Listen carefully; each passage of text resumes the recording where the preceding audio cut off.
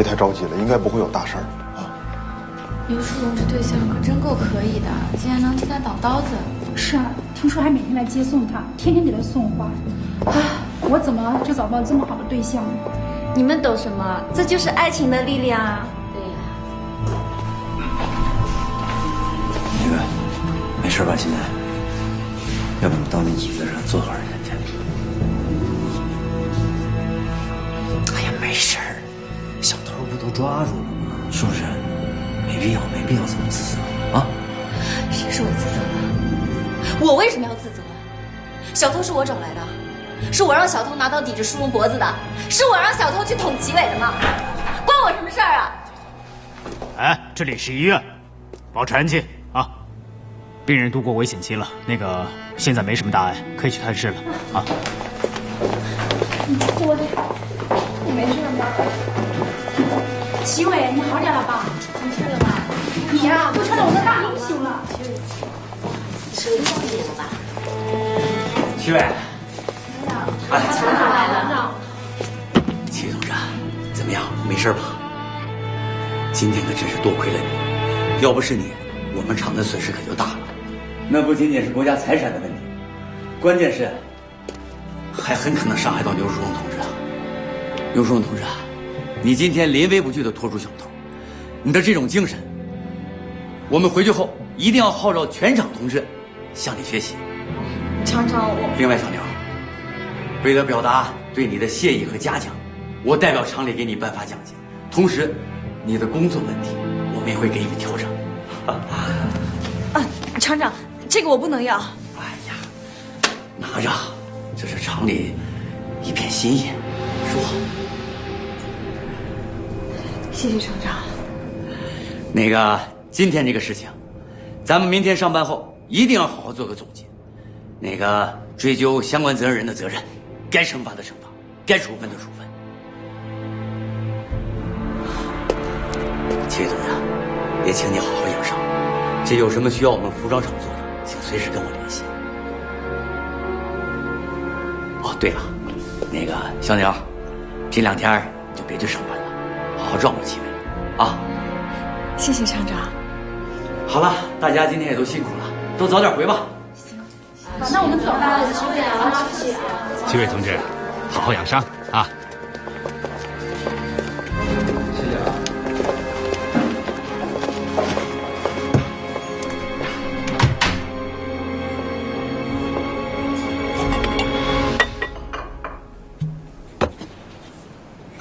你说你傻不傻？万一你要是出什么事儿呢？万一我要是死了，那这是为你死的，我无怨无悔。呸呸呸！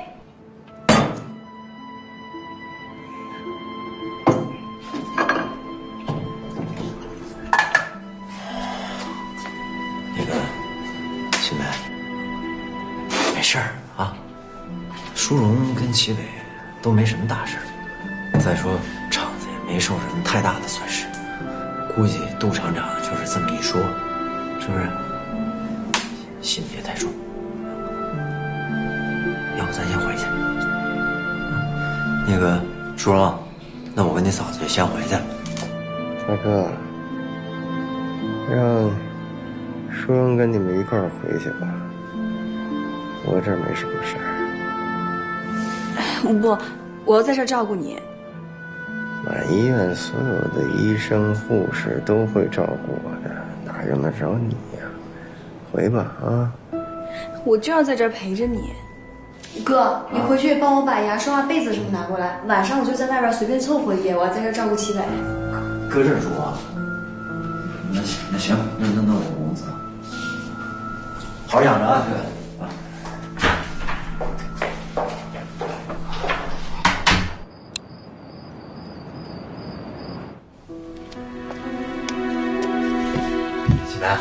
齐梅，来，赶紧趁热喝。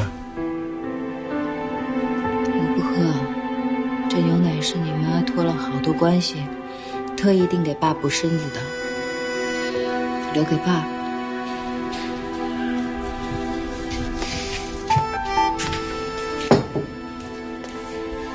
齐梅，得出了这么大的事儿，我也没帮上什么忙，心里挺过意不去的。不过这事儿都过了，你也别太往心里去了啊，就把牛奶喝了压压惊。陈果，要是今天被小偷用刀抵着脖子的人是我，你愿意为我而死吗？当然，那肯定的。答的倒是挺快的，可惜你没办法证明。我可不想让你被小偷抵着脖子，证不证明的不要紧，最关键的是咱们谁都别出事儿，都好好活着。哎，你还别说，今天齐伟啊，一点没喊我，那要再不对，肯定也是个好兵。我看他是真心喜欢舒荣，就跟我对你是一样的。是啊，齐伟至少用行动证明了，他可以为舒荣而死。这就是人人都羡慕的伟大的爱情。我们俩之间那也是伟大的爱情，你忘了当初你冒着狂风大雨上山来找我啊？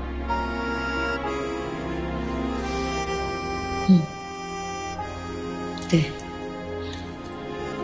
是我自己选择的伟大的爱情。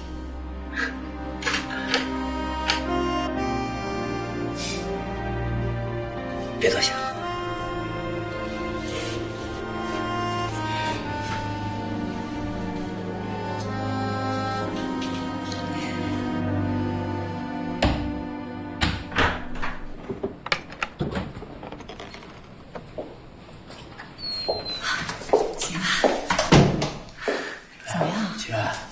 怎么样啊？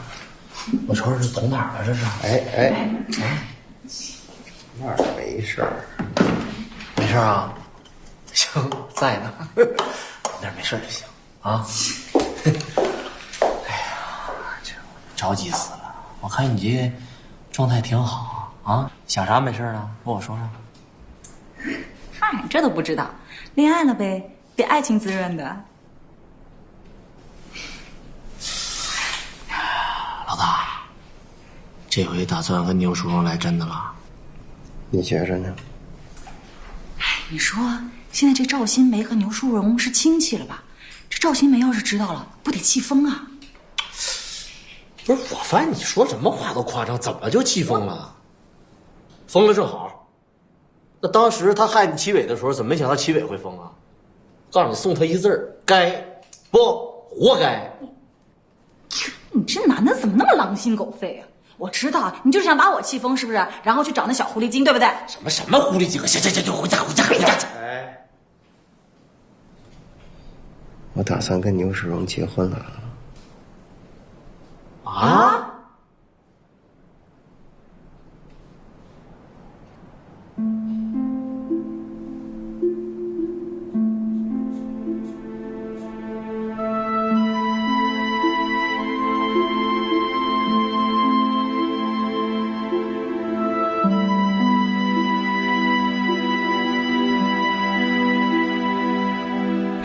我们在天湖农场仓库的时候，隔着门，当时不是说过吗？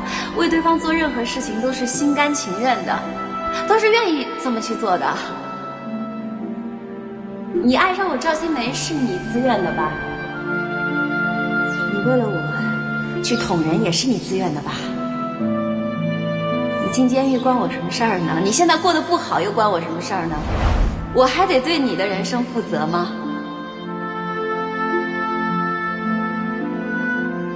现在我算是明白了，对一个人最好的报复，就是让他过他最不想过的生活，看到最不想看到的事。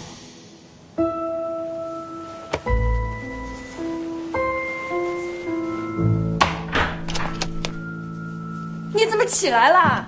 你怎么下床了？你快回去躺好。我有话跟你说。有什么话你不能明天说？你这样不好好休息，怎么养伤？就现在说。哎呀，好，你先躺好好不好？你看你这个手回血了怎么办呀？嫁给我。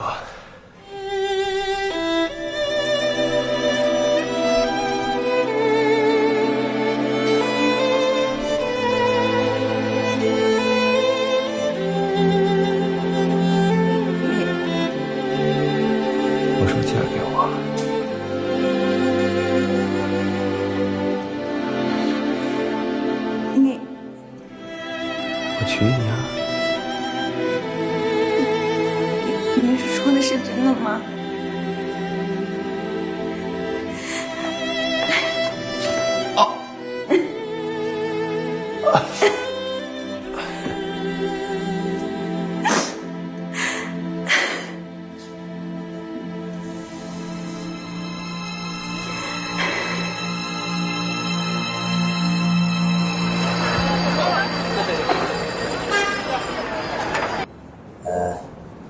那个，咱们今天开会有2个事儿。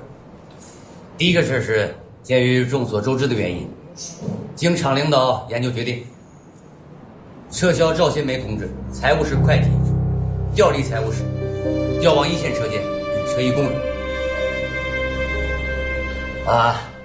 第二个事儿嘛，牛树荣同志见义勇为，英勇负伤，经厂领导研究决定，即日起被聘任为我厂正式职工，调入1线车间任车衣工人。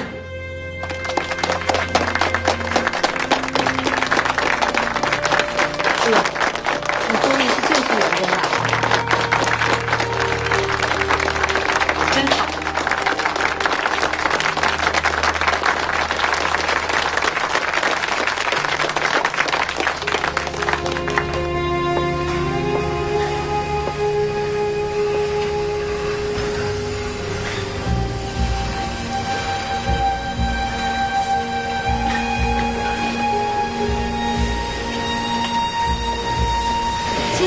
咱们组来2个新人，一个好人，一个坏人。组长，那门口那个是好人呢，还是坏人呢？你说呢？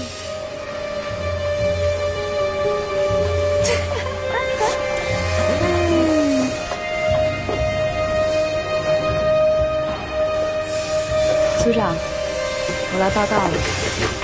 哟，赵会计。哦，不对，你现在已经不是会计了，只是一个普通的女工。还请您多多关照。我可没什么本事关照你。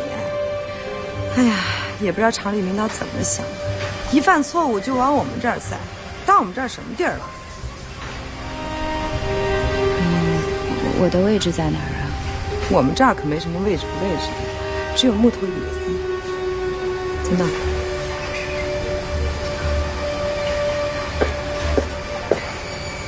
忘了提醒你了，你要是技术不行呢，就找块布头好好练练，别浪费我们的原料，千万别去请教任何人。我们这儿不比办公室，没有这么多吃闲饭。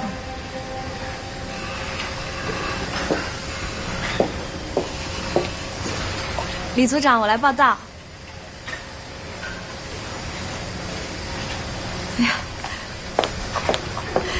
牛淑荣，我们都听说你见义勇为的事儿了。我们车间1线欢迎你，谢谢。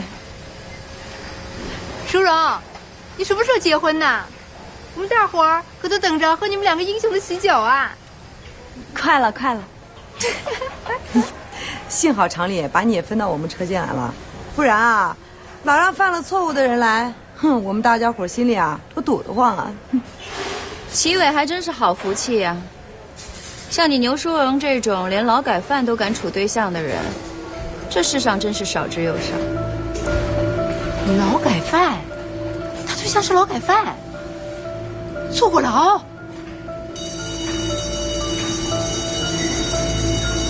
李组长，我要赶着去照顾齐伟，那我先走了。哎，好。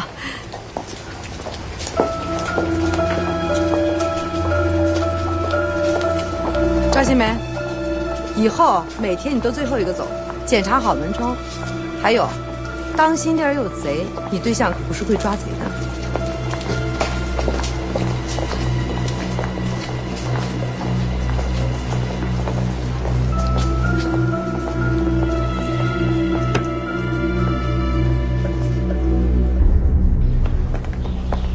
是吧？怎么你怎么在这儿啊？是啊，我听说今天齐伟出院，怕你忙活不过来，请了会儿假过来给你搭把手。你可真细心。不过齐伟啊，他是明天才出院呢。明天才出院，还没恢复好啊？医生说想多观察1天，主要是我妈想感谢他，给他做一顿好吃的，明天把他接到家里来压压惊。你明天没事一块来吃嘛？明天啊？啊？哎呦，明天我有事儿，那个你们吃吧，我就不去了。行了，叔叔，我知道了，你赶紧进去看齐伟吧，啊，替我跟他问个好。哎，子博哥，正好我有个事儿想要跟你说一下。啊，你说吧。我们边走边说吧，好吧？行。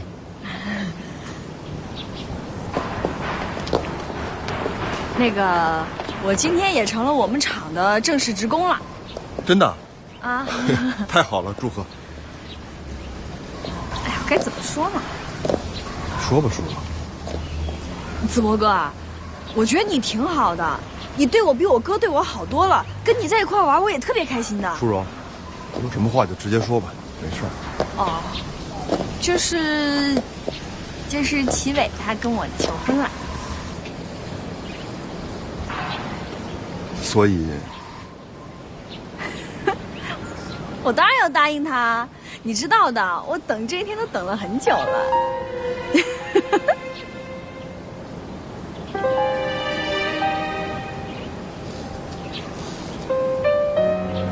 子博哥，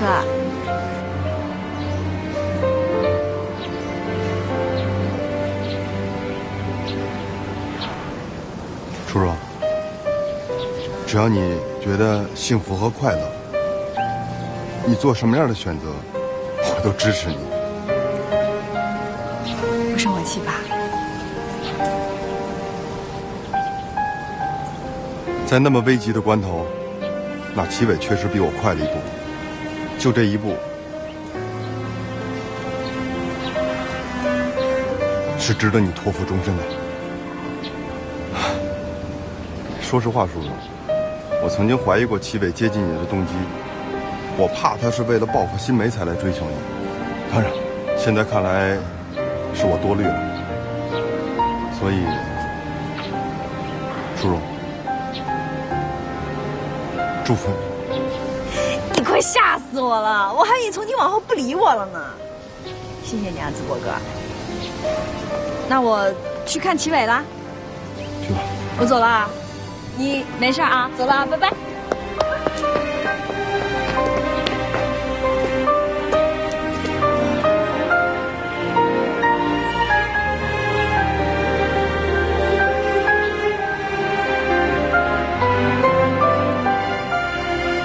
你看你那么优秀，你完全可以找一个比我好1000倍、10000倍的姑娘。可他们都不是你。你对我好，我都知道。可感情的事就是这样的，你说不清楚。我就是很爱齐伟。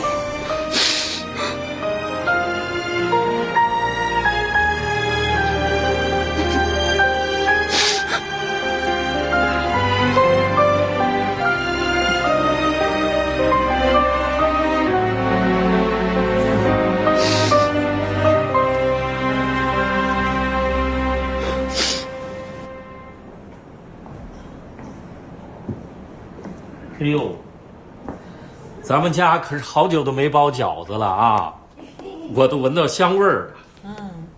不过这个饺子啊，可不是为你包的，是为了感谢齐伟，他救了咱们家淑荣，今天出院，我想请他过来吃顿饭。齐伟是谁呀？哎，你怎么忘了呢？上回你生病，人家正好在这儿帮着照顾你。哎，我告诉你啊，我可看出来了，他挺上赶着咱们家淑荣的。哎，淑荣真的不小了，该找个好人家了。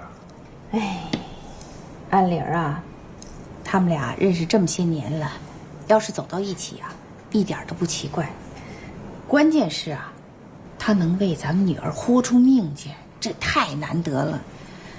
就是这历史问题，哎，历史的事儿谁也改变不了，关键是只要他现在对淑荣好就行。毕竟这坐牢不是一件好事情啊！咱们女儿那么优秀，嫁给一个老拐饭，传出去，总不是件好事。唉，淑荣啊，是让我给耽误喽。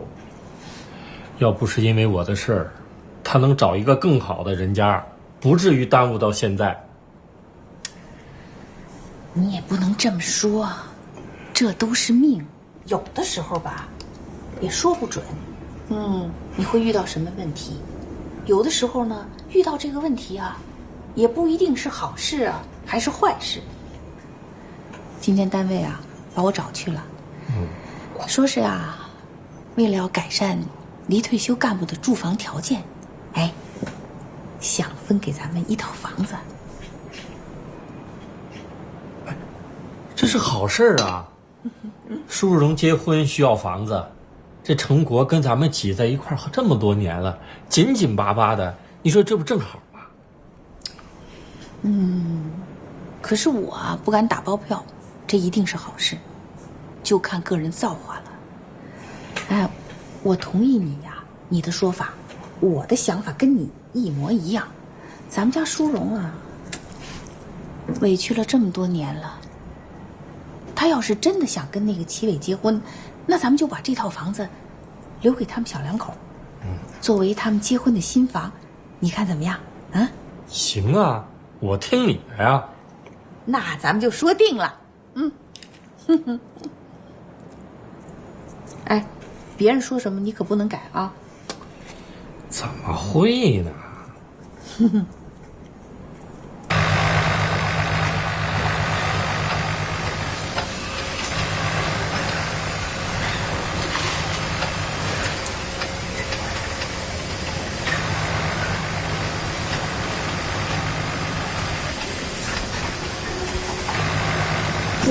哟，怎么了？一会儿有事啊？今天齐伟出院，我想着留个早点去接他。这小年轻，几天不见就想啊。组长，那我先走了啊。哎。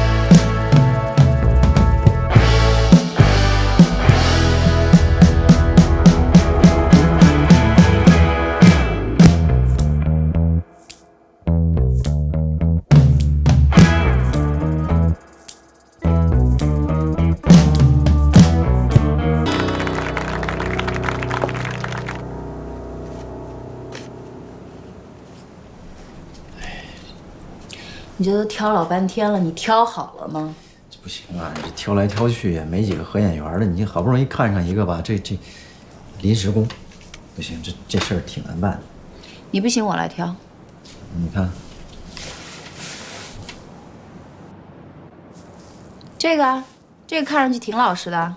这个你这长得有，配不上淑荣这个。这个总行了吧？挺斯文的，又年轻。这个长得还行，但是我听说他妈脾气不太好，那淑荣嫁过去不得受婆婆气啊？这也不行，那也不行啊！我看你就是活活要把牛淑荣往那个劳改犯身边推。我告诉你啊，今天那个劳改犯在厂门口当着所有人的面，已经向牛淑荣求婚了。求婚？啊？你啊什么啊？就是啊，就在厂门口啊，众目睽睽之下，真不嫌害臊。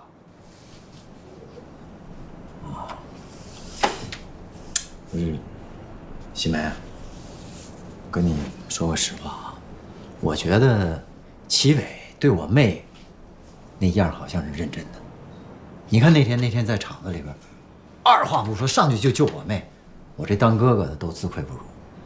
你说我最风光当兵那几年，也没能给淑荣做点什么。这回呢，淑荣要是真喜欢那个齐伟，真想嫁给他，就让他们结了。牛成国，你是疯了吧？你脑子烧糊涂了啊！你亲妹妹要跟一个劳改犯结婚了，你还觉得可以？那是个劳改犯，是坐过牢的。再说了，你不为你妹妹想想，你为你自己想想行不行啊？你以后还想不想调动工作？还想不想提干？到时候你工作一提干的时候，家里一政审有个劳改犯，你提个屁呀你！他们俩结婚，我绝对不同意。不可能！哎，那你不同意？行了，你们俩别吵了，先吃饭吧。有什么事儿吃完饭再说。我还有事情要宣布呢。妈，您要是要宣布淑荣结婚的事儿，我就不出去了。反正你们牛家想跟劳改犯扯上关系，我一个外姓人我没有办法。我相信我要说的事情你肯定感兴趣。我们单位要分给咱们家一套房子，我想趁着大家伙都在的时候，把这件事情说清楚了。你要是不愿意来呢，我也不勉强。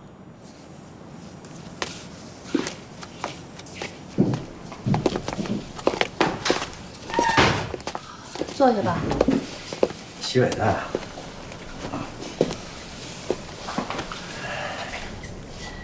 齐伟，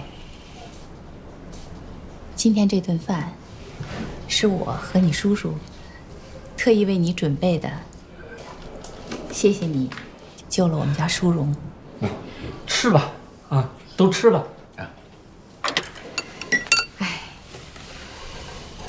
我们呐，也不图别的，就图儿女平安。你能那么护着我们家淑荣，我们谢谢你。来，这杯酒，就算是阿姨敬你的吧。阿姨啊，我应该做的。来，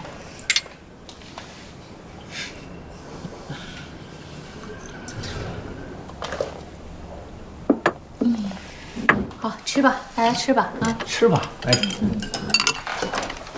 哎，你看看他，真是把这当自个儿家了，也太随便了吧！看着，去。干什么呀？我记得从前你吃什么东西都喜欢蘸白糖，这毛病没改的吧？拿糖。我们家淑荣啊，就喜欢吃糖。那时候啊，什么都是凭票供应的。凭票？对，凭票。咱们家哪来那么多票啊？所以啊，也没有那么多糖给淑荣吃。有一次呢，你叔叔的一个学生给我们家送了一包白糖，淑荣啊高兴坏了。从那以后啊，不管吃什么都蘸白糖吃。我们当知青的时候，有一回大家伙一起包饺子吃，淑荣就在那儿翻箱倒柜的找，我们就问他找什么呀？他说找白糖。找白糖干什么？吃饺子得蘸白糖，吃饺子得蘸白糖，我们笑话了他整一个下午啊！阿姨，你看那点出息，来蘸白糖吃。真是难为你，这么一件小事，你还记在心上。哎呀，淑荣的事儿，在我这儿都是大事儿。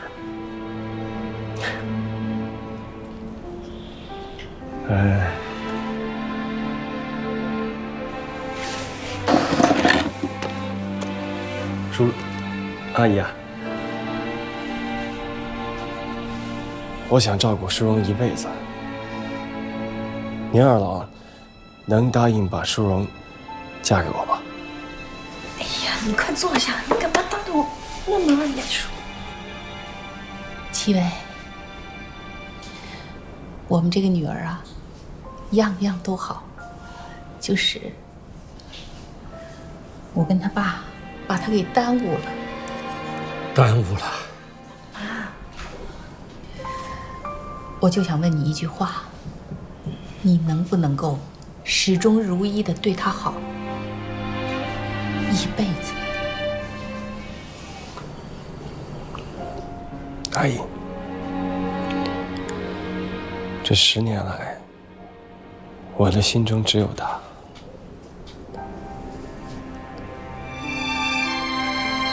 我会对她好的，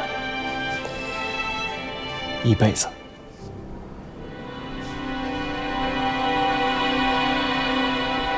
那行，我们同意了。好事好事，来，我们同意了。敬你们俩啊！等会儿吧，妈，您刚才不是说有房子的事儿要说的吗？是，我是要讲讲房子的事儿。今天呢，也算是我们老牛家双喜临门呢。上级要分给我们一套改善性住房，以后呢，我们就可以不用挤在一块堆儿过日子了。这是好事呀！按照政策，我们可以分到一套大的房子。我是这样想的，这套房子呢，就给淑荣和齐伟做结婚用的新房吧，怎么样？好不好啊？好。来吃吧，大家吃吧。爸妈，你们慢吃，我不太舒服了，我先回屋。哎，还没吃饺子呢。吃，来，咱们吃咱们。没。咱们吃咱们。来。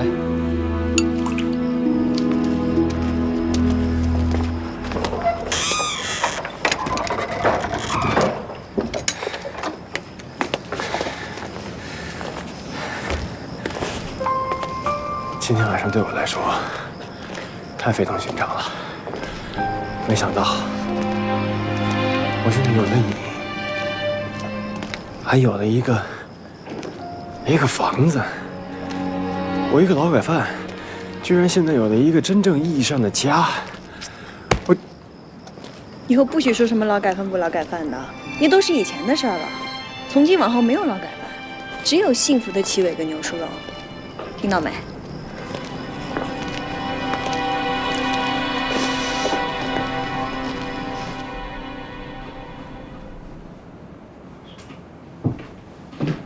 新梅，是不是胃不舒服啊？喝点热水啊，暖暖胃。陈哥，你还记得我们以前在部队的日子吗？记得呀，我这时不时的就能想起来。我也很怀念我们在部队的生活。那个时候我们有自己的空间，自己的小屋子，想干什么就干什么，多开心啊！新梅，我这还是第一次听你说怀念部队的生活，我还以为啊，那段不堪回首的日子，你都不愿意提呢。哎，你记不记得，这每天起床号一吹，我扑棱一下就就从床上蹦下来，倍儿有精气神儿啊！还有咱们去那个食堂吃饭，那都得排队，但有什么咱们吃什么。你最爱吃那个糖醋小排。陈国，嗯，我最怀念的不是这些，我最怀念的是那个时候我们有自己的房子，可以过我们的2人世界，你懂吗？我们现在住的也是自己的房子呀。那不一样，我们现在住的是你父母的房子。这房子里有你爸，有你妈，还有你妹妹。我怎么着都像是一个外人，我只能待在这个几平米的房子里，哪儿都不能去，哪儿也不想去。你看新梅，你怎么能这么想？你可不是外人啊！哎，是不是妈又说什么话给你气受了？妈上岁数了啊，这老小孩嘛，回头我劝劝她啊。那好，你就去劝劝你妈，把那套新房子给咱们吧。啊？不是，那刚才吃饭的时候不都说好了吗？那房子留给淑荣结婚用。那叫说好了吗？跟谁商量过呀？他问过你的意见吗？要是真有新房子，那不应该先紧着你吗？你是长子。新梅，你要这么想的话，那有点过了啊。那房子是妈的，妈愿意给淑荣，愿意给我，那都得听她的嘛。再说，淑荣是我妹妹。是，你当哥的心疼妹妹，愿意把房子给她，我也没有办法。这房子要真是给淑荣，那也好了。问题是你妹要嫁人了，嫁的是那个劳改犯。你听说过哪家嫁闺女还送房子的？咱们家淑荣是赔钱的货呀。我们总不至于大方到把一房子白白送给一个劳改犯吧？是，那齐伟他是劳改犯，可那都是过去的事儿了。那谁让淑荣他铁了心就爱上齐伟了呢？那齐伟也就快成为咱俩的妹夫了。就算为了我妹妹，我也愿意让他们住这好房子。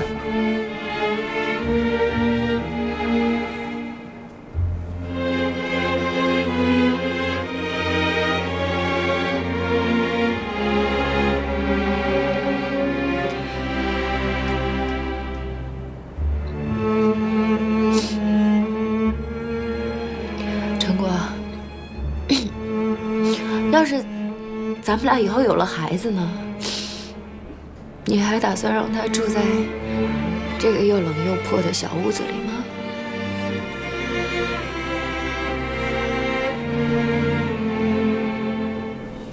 徐梅，我知道你跟着我呢，受了很多委屈，但是你给我一点时间，我一定努力改善咱们的生活条件。可是你要说现在让我去抢淑荣的房子，我这当哥的我真干不出来这种事儿。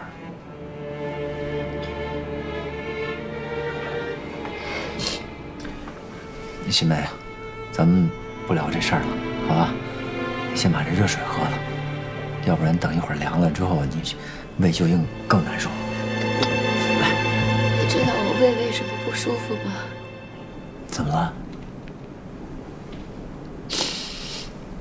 因为我怀孕了。什么？新梅，你说什么？我说我怀孕了，我们的宝宝会在这个小破屋里出生，在这里长大。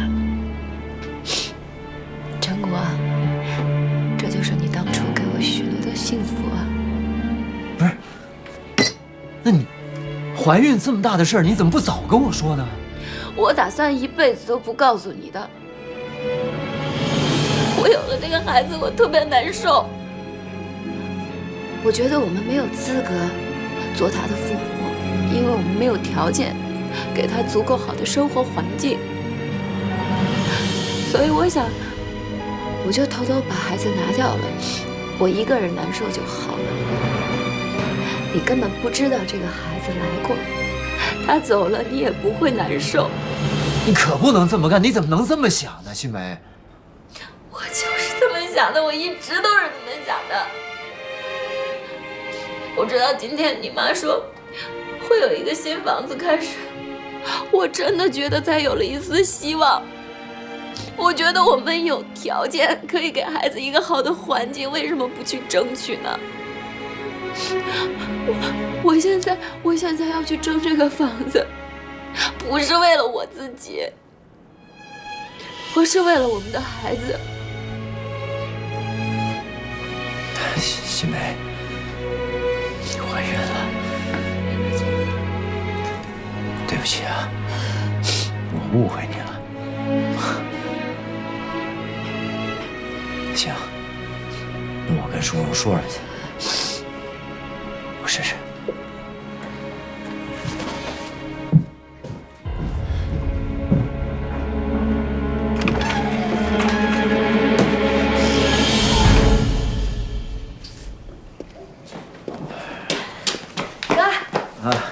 回来了啊，回来了。有点事儿想跟你说。啊，正好我有事儿跟你说呢。说。嗯。好，那行，那你先说。我跟齐伟啊，我们俩聊了好多事儿，一下子觉得生活特别有奔头。是吗？都聊什么了？厂里不是给我发了一笔奖金吗？齐伟打算用来做一些小买卖，这样肯定比清洁工赚得多嘛。挺好。我们还打算用剩下的钱装修一下新房子。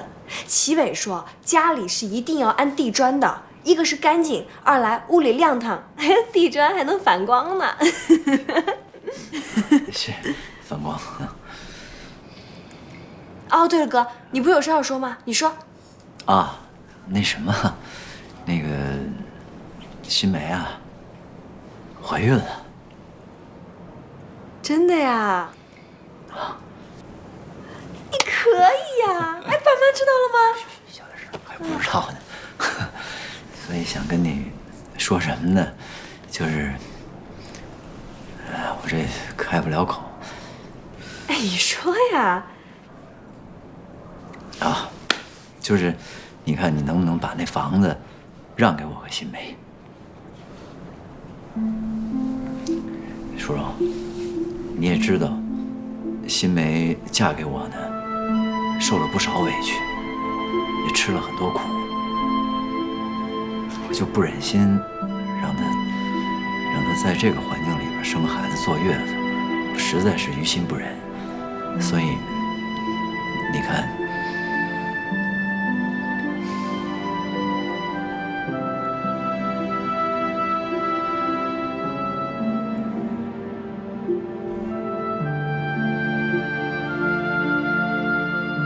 哥，哎，我这些年，我也吃了很多苦，受了很多委屈的。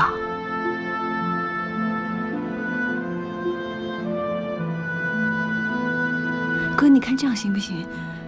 只要我们单位一给我分房子，我跟齐伟马上搬出去，把房子再给你们，好吗？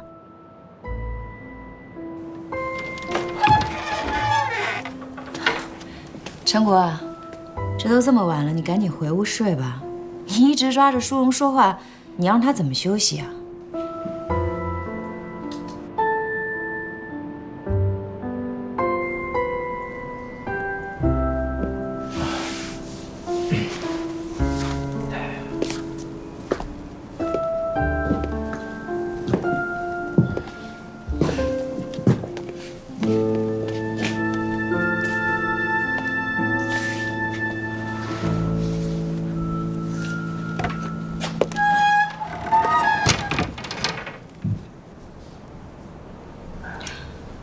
淑荣啊，你要是现在不困的话，我们聊一聊吧。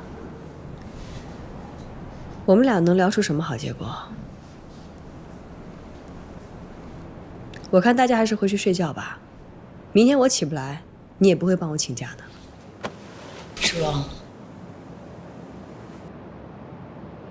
其实咱们俩早就应该找一个机会好好聊一聊。我想跟你说说你跟齐伟的事儿。结婚嘛，是一个女人的终生大事。我想以嫂子的身份跟你聊聊，你就当给我这个机会好吗？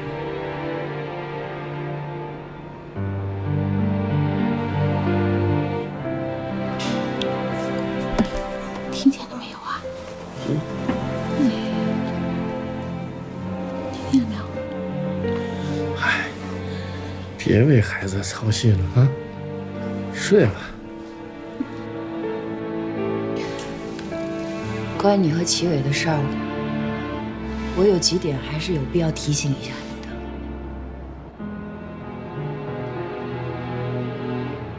第一，齐伟他现在已经没有任何亲人，他要是跟你结婚的话，你就是他的知青。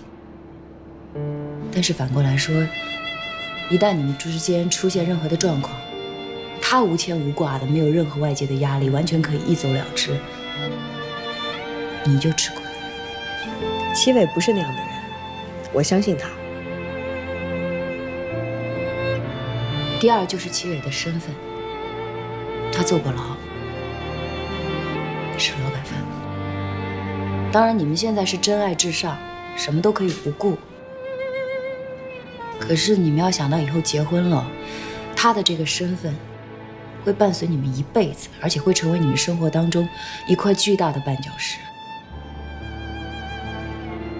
不知道什么时候就会把你们半个人仰马翻、鼻青脸肿的。所以我希望你要做好足够的心理准备，承受未来可能发生的一切。这个问题我早就想好了。第三呢？第三就是我跟齐伟的关系。我知道我跟齐伟的过去，你多少会心存芥蒂，但是我希望你看到，一直以来我对齐伟的态度也是清清楚楚的，你也是知道的。我对齐伟早就没有任何感情了，那真的是过去的事情。现在在我的心里，在我的眼里，只有你哥哥牛成国这一个男人。我希望你相信我。我是真没想到你会跟我说这些。我也没想跟你说这些，这是你哥的意思。他一直都很担心你，谁让你是他唯一的妹妹呢？一开始他也完全不同意你跟齐伟在一起，他怕你会吃亏。可是他也知道，你只认准了齐伟这一个男人，也没有办法，就只能祝福你，希望你幸福。这些话是他让我跟你说的，他让我来劝你的。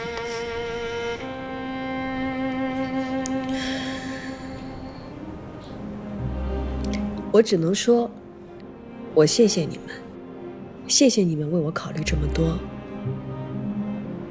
可是新梅，你知道的，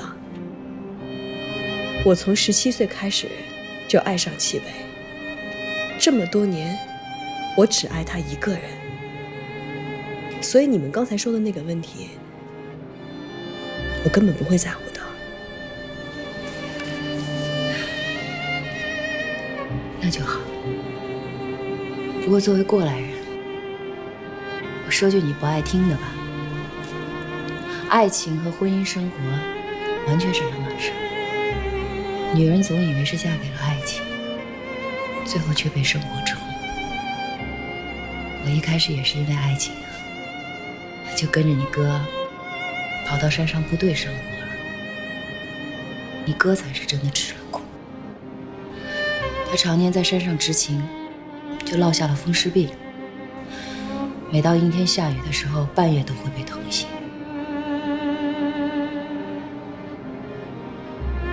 我哥他有风湿病，我怎么不知道呢？他怎么可能让你知道？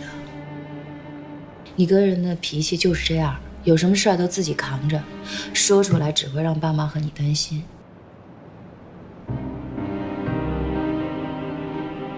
但我是真心疼他，他要是还在这儿又冷又湿的老房子住下去，我都不知道。我明白你要说什么了。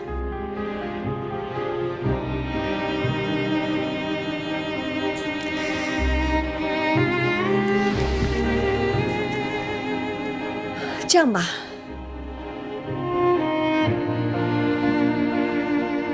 只要我跟齐伟好好工作，我们俩很快就会有属于自己的房子的。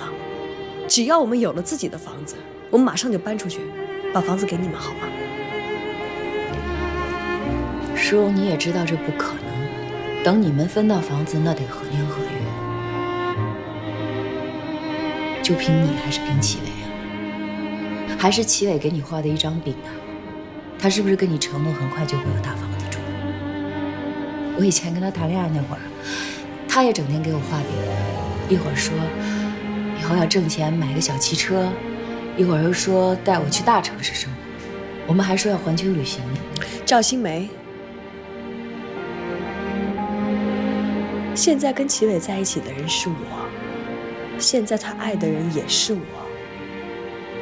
你们俩的那些事都已经过去了，我希望你以后也不要再提起。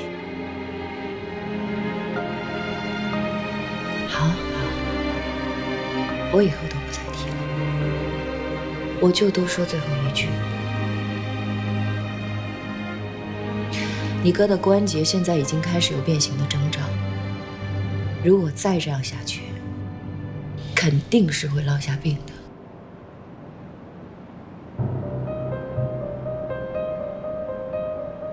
你要是他妹妹，你就真心疼心疼他吧。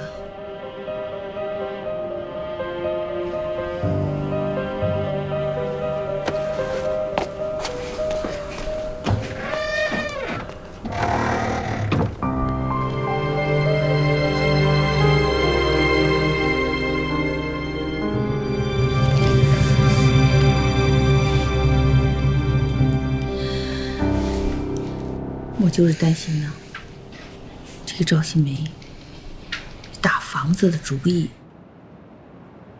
咱们家女儿啊，从小她就单纯、善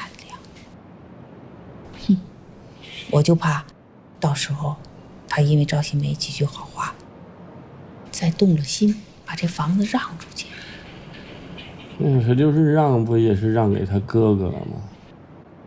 手心手背都是肉，让给谁都一样。哎，你不喜欢让闺女跟咱们在一起啊？哎呀，不是那么回事儿。这赵新梅抢了咱们女儿的工作，现在她又想抢房子，她休想。只要有我在，这回就不能让她把咱们女儿再欺负了。新梅怎么抢工作了？不是她自己考上的吗？别没事找事儿了，睡觉。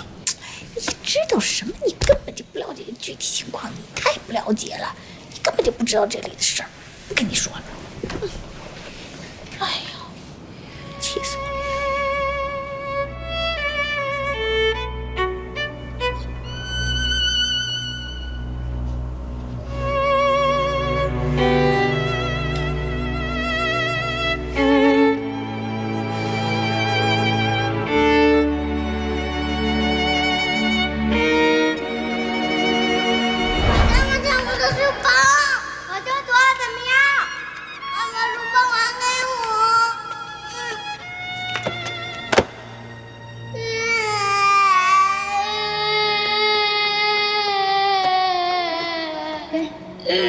干嘛欺负我妹妹？再欺负我妹妹，谁让我揍你！走，快带你他了。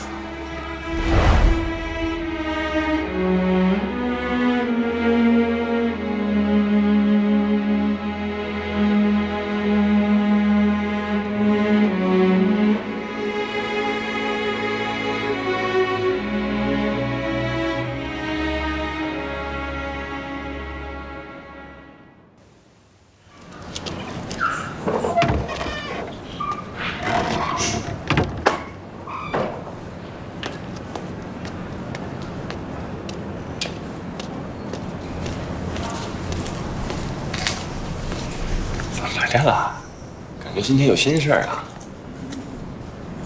齐伟，我打算，我在想要不要把房子给我哥。你要把房子给赵新梅？为什么呀？我哥他关节炎犯了，再加上赵新梅她怀孕了。她怀孕了。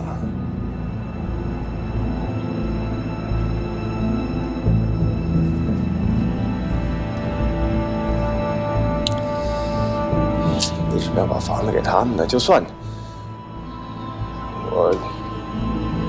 我反对。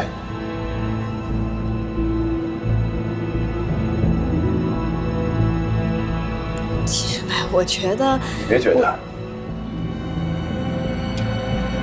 赵新梅是什么人，你还不知道吗？在这个世界上，没有人比你更了解赵新梅。哎，你就算是把金山银山都给她，她照样觉得这事儿是她应该得的，这是她凭着聪明才智得来的。她觉得你依然是个傻瓜，是被她耍得团团转。你为什么要把房子给她呢？你说的我都知道，可她现在不是怀孕了吗？再加上我家这情况你又了解，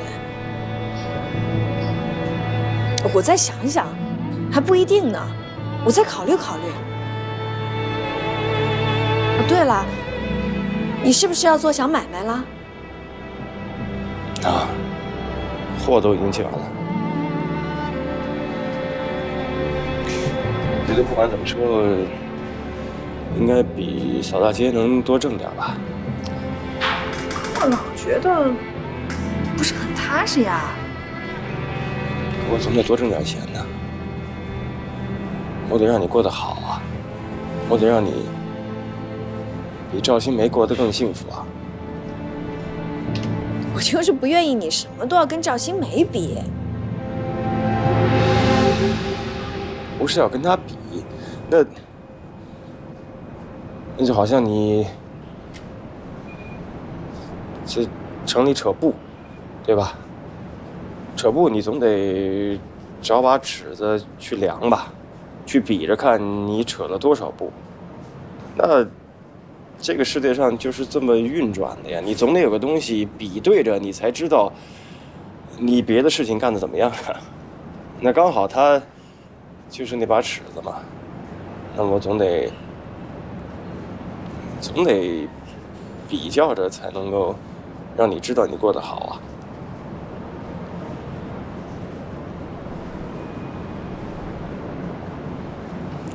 吃醋了？我才没那么小气。啊，小娇气包吃醋了？我没有，娇气包吃醋了？我没那么小气。妈，哎呀，你帮我来扫，我来扫，没事没事，歇着，你歇着记不得。淑荣，我来扫吧，你不还得忙着准备结婚的东西？哎，不用，让他干吧，这才哪是哪儿啊？下面他还得打扫新房呢。啊，那我擦桌子。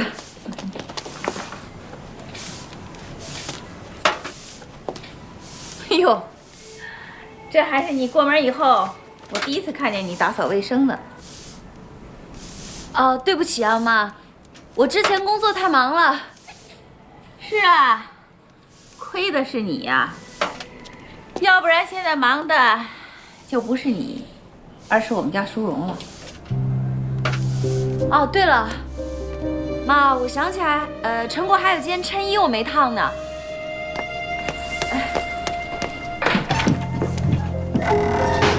陈国，你妈现在对我是越来越过分了啊！她现在是揪着我不放了，是吧？当初我是凭自己本事考进厂里的，有什么问题呀？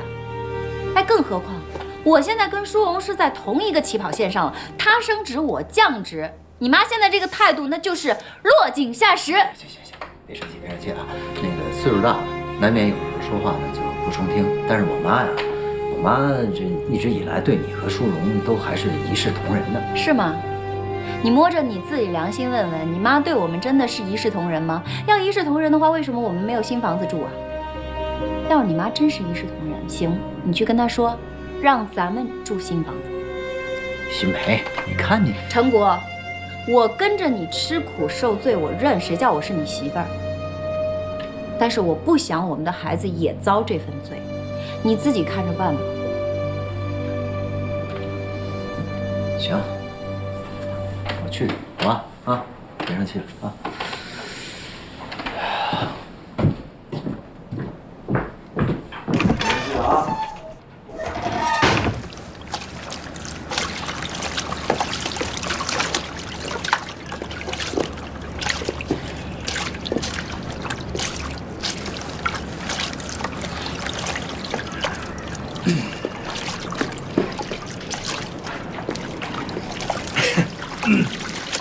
洗被在哪儿啊？不知道。水凉不凉？我帮你洗。不用，能帮你打肥皂。不用。那行，等你洗完，帮你晾下。我都说了不用了。行，那你看我能帮你干什么？哥，你好歹也是部队上堂堂的排长啊，你为了一个赵新梅，我看你这样我特别难受。叔，你哥我也有难处。哥，那你能不能也为我考虑考虑？我也有我的难处的。哎，楚荣，那我帮你洗了啊。